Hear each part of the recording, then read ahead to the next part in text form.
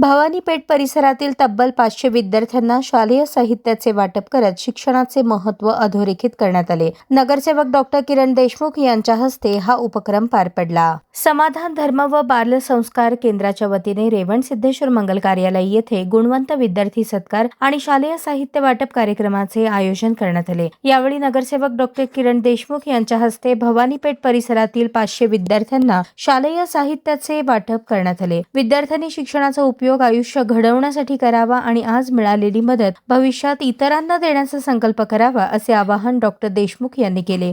ज्यांना आपण शालेय साहित्य देत आहोत त्या विद्यार्थ्यांना मी सांगू इच्छितो की हे मदत नाही, हे तुम्हाला एक संधी आहे. आपल्या कष्टकरी आई वडिलांनी आपल्यासाठी जे स्वप्न पाहिलेलं आहे, हे स्वप्न पूर्ण करण्यासाठी शिक्षण हा एकमात्र शस्त्र आहे जे आपल्या स्वप्न पूर्ण करण्यासाठी आपण वापरू शकतो.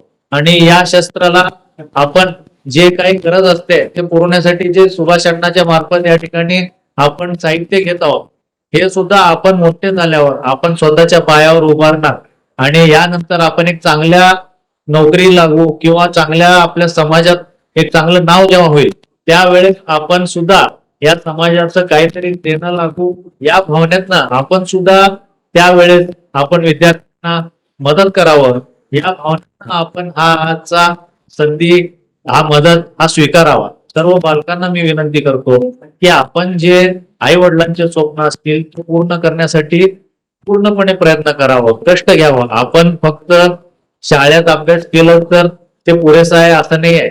तुम्ही फक्त अभ्यासातच हे पण आमची अपेक्षा नाही.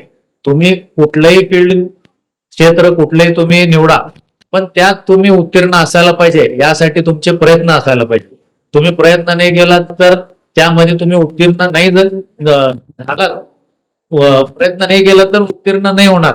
पण तुम्ही प्रयत्न करून उत्तीर्ण नाही झाला तर त्या प्रयत्नाला महत्व असते. प्रयत्नाला परमेश्वर कुठंतरी वाट दाखवत असते. या गोष्टी तुम्ही सर्वांनी लक्षात ठेवावं. मालक तर नेहमीच आपल्या केंद्राशी संबंधित असतात. तुमच्या हक्काचे व्यक्ती ते आहेत.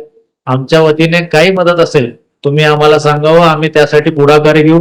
एवढंच आपल्याला बोलतो. आज या चांगल्या कार्यक्रमात आम्हाला सर्वांना सहभागी करून घेतला त्याबद्दल तुमच्या सर्वांचा आभार म्हणून माझे 2 शब्द बोलतो. जय हिंद. कार्यक्रमाला उद्योजक, सामाजिक कार्यकर्ते आणि परिसरातील नागरिक मोठ्या संख्येने उपस्थित होते.